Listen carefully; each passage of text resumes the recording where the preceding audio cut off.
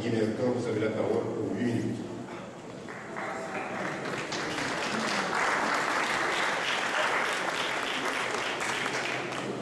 Merci et bonjour à tous et à toutes et bienvenue à cette hôtel de la CTM.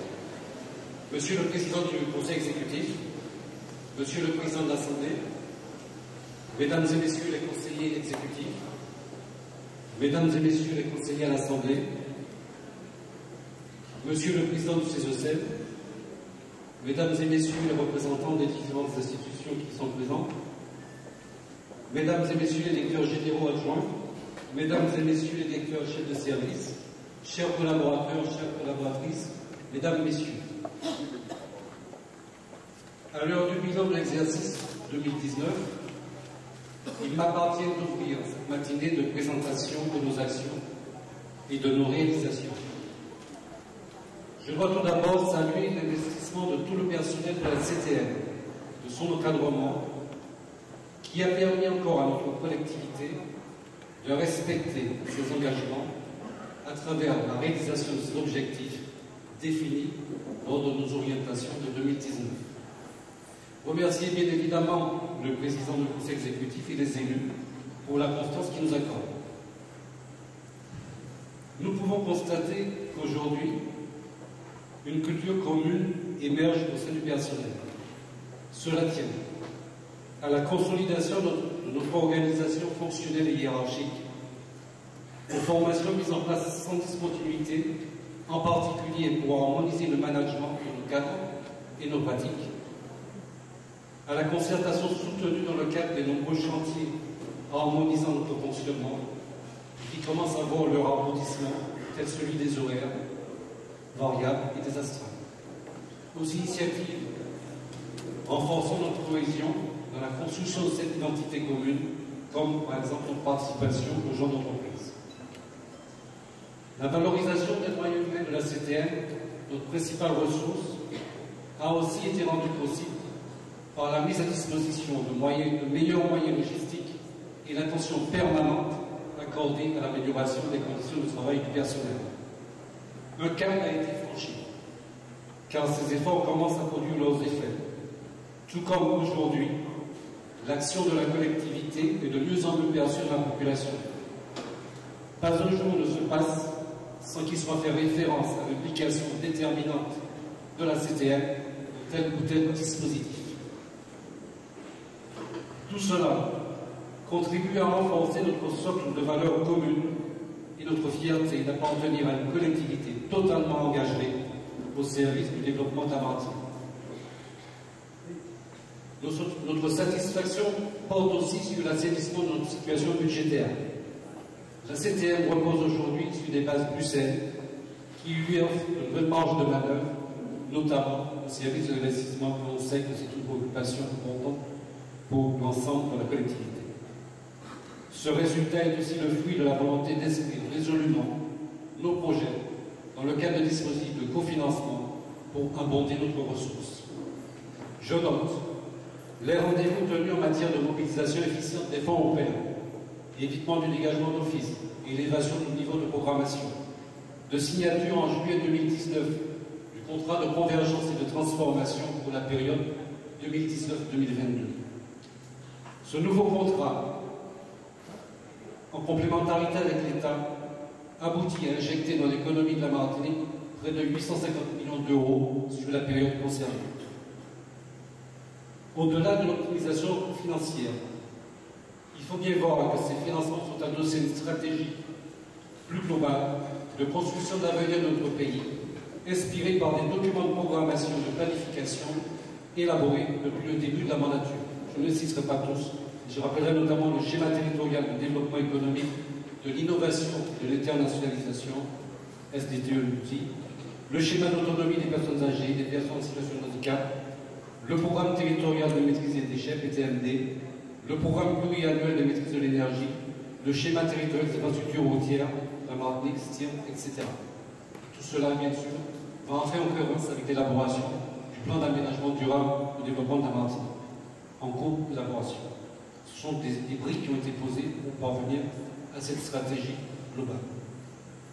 C'est donc dans un environnement de recherche d'efficience et de cohérence que se sont inscrites avec succès nos réalisations de 2019 autour des quatre axes, des quatre grandes orientations qui ont constitué notre feuille de route et que je rappelle.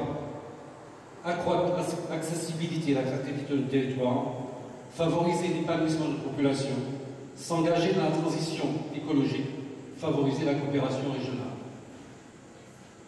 Mesdames et messieurs les conseillers exécutifs en charge des différents domaines de compétences de la CTN vont tout à l'heure présenter les projets qu'ils souhaitent mettre en lumière à l'occasion de ce bilan.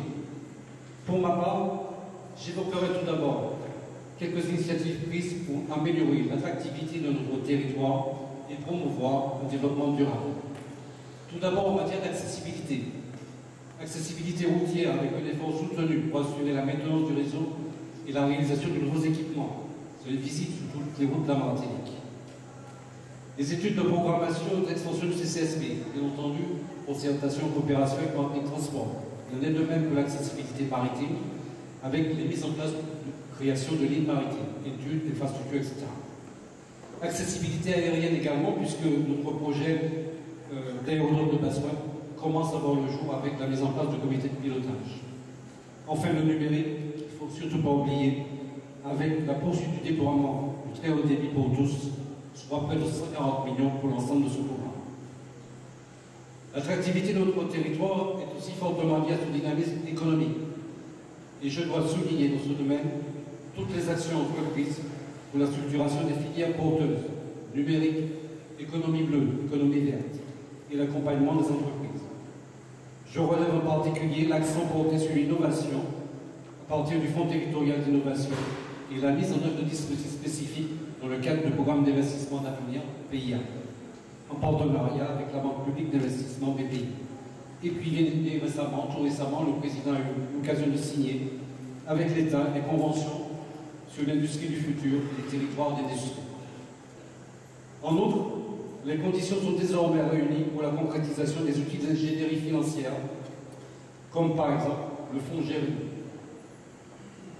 La remise à niveau de nos ports de pêche s'accélère. François Vauclan peut le citer énormément, il y a le port de Grand-Rivière également. Et de nouvelles dispositions, je crois qu'il faut insister beaucoup là-dessus, sont désormais possibles grâce aux négociations menées avec l'Union européenne qui permettent de mettre en place une flotte plus structurante. Outre le soutien apporté aux filières agricoles traditionnelles, de nouvelles niches porteuses sont encouragées, telles le cacao, le café, les pommes médicinales. Et puis je pense aussi au travail qui a été fait autour de l'abattoir qui nous permet effectivement d'avoir un outil qui est mieux dimensionné, qui va nous permettre d'agir à travers cette nouvelle région. La filière du tourisme, évidemment, elle a toute sa place, avec les aménagements d'intérêt touristique, les financements de projets multiples, les évolutions d'orientation en termes de spiritisme et autres. Je ne vais pas préciser, je crois que tout ça sera développé tout à l'heure.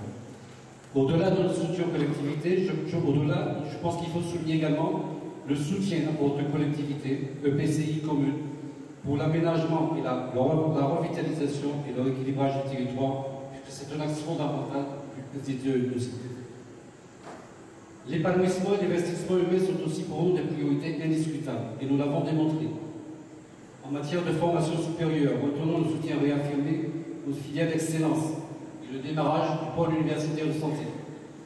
En matière de formation secondaire, la progression des travaux de construction du lycée Chelchière laisse entrevoir leur finalisation dans des délais prévus, tout comme c'est le cas pour les travaux de la cité scolaire de la Grosilière et Sainte-Marie.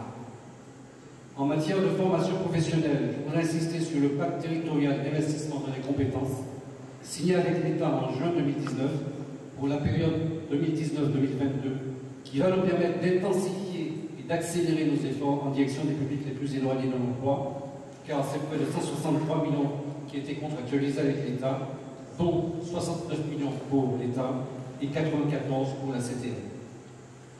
Les actions entreprises dans le domaine de la culture et de sport ne sont pas en reste. Signalons les retombées économiques permises grâce au soutien aux productions de séries télévisées faites localement, comme Tropique criminel, et le démarrage de l'école martiniquaise d'enseignement des arts.